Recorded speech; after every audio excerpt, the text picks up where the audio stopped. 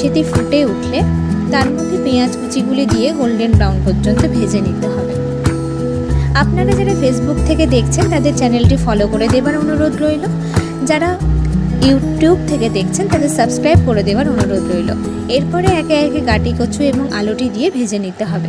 তারপরে সেই যে মশলার পেস্ট রেডি করেছিলাম সেইটা সুন্দরভাবে দিয়ে ধীরে ধীরে গ্যাসের ফ্লেম লো করে কম আঁচে কষিয়ে নিতে হবে।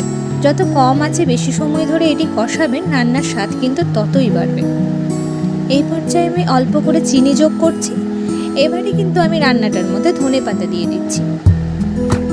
দেখুন, ঠিক এইভাবে কষে গেলে মাছের মাথাগুলো আমি যোগ করছি। মশলাটা ভালোভাবে কষে গেলে জল দিয়ে লবণ, পরিমাণ মতো লবণ দিয়ে আমি ঢাকা দিয়ে দিচ্ছি। ঝোলটা দেখুন ফুটে উঠেছে এবং সবজিগুলোও সেদ্ধ হয়ে গেছে। তারপরে শাহি